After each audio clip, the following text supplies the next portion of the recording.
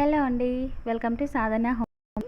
ఈరోజు మన ఛానల్లో ట్రెడిషనల్ రెసిపీ, అందరూ ఎంతో ఇష్టంగా తినే సర్వపిండిని చాలా సింపుల్గా ఈజీగా ఎలా ప్రిపేర్ చేసుకోవాలో తెలుసుకుందాం.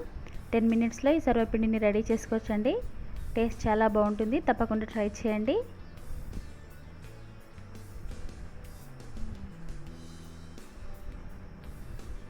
మీరు కనుక ఈ ఛానల్ని ఫస్ట్ టైం చూస్తున్నట్టయితే సబ్స్క్రైబ్ చేసుకోండి. అలాగే పక్కనే ఉన్న బెల్ ఐకాన్ని యాక్టివేట్ చేసుకోండి. నేను ఎప్పుడు కొత్త వీడియోస్ పోస్ట్ చేసినా మీకు నోటిఫికేషన్గా వస్తుంది. ముందుగా 2 కప్స్ పిండిని జల్లెడ పట్టుకొని మిక్సింగ్ బౌల్లో వేసుకోవాలండి. అందులోనే 1 కప్పు దాకా వేయించిన పల్లీలని ఇలా పొట్టు తీసుకొని వేసుకోవాలి. అలాగే చిన్న ముక్కలు కట్ చేసుకున్న ఆనియన్స్, పచ్చిమిర్చి, కరివేపాకు, కొత్తిమీర, పచ్చి శనగపప్పును కూడా ఒక అరగంట సేపు నానబెట్టుకొని వేసుకోవాలండి. ఇందులోనే 1.5 టేబుల్ స్పూన్ వరకు జీలకర్ర కూడా వేసుకోవాలి. జీలకర్ర వేసుకుంటే టేస్ట్ బాగుంటుందండి. ఒక 1 టేబుల్ స్పూన్ వరకు కారం కూడా వేసుకున్నాను. అలాగే టేస్ట్కి తగినంత సాల్ట్ కూడా వేసుకోవాలి. ఇలా వేసుకున్న వాటిని బాగా మిక్స్ చేసుకోవాలండి. ఇప్పుడు ఈ పిండిలో కొద్ది కొద్దిగా వాటర్ వేసుకుంటూ చపాతీ పిండిలా కలుపుకోవాలి.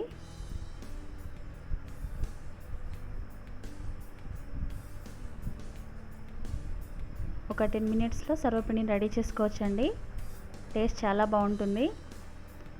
ఇలా కలుపుకున్న పిండిని ఒక 10 మినిట్స్ పక్కన పెట్టుకోవాలి, బాగా నానుతుంది పిండి. ఇప్పుడు ఇలాంటి ఒక మందపాటి కడాయిని తీసుకోవాలండి.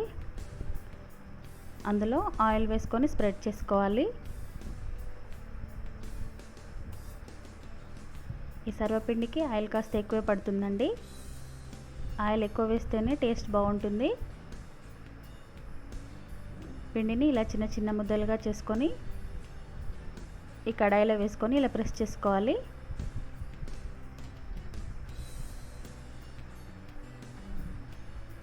ఈ సర్వపిండిని బాగా పలచగా చేయకూడదు, అలాగే బాగా మందంగా కూడా చేయకూడదండి.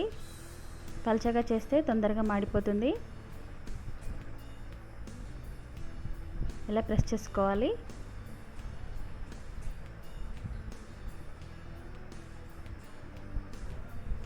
తర్వాత పిండి మధ్యలో చిన్న చిన్న హోల్స్ పెట్టుకోవాలండి.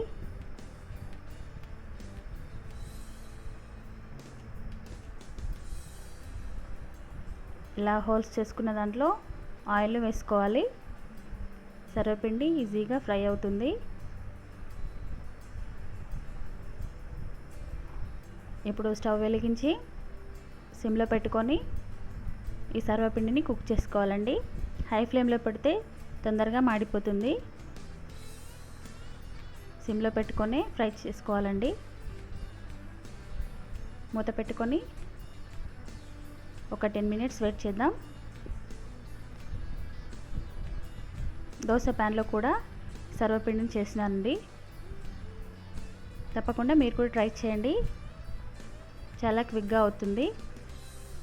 చూడండి, ఫస్ట్ చేసింది కుక్ అయింది.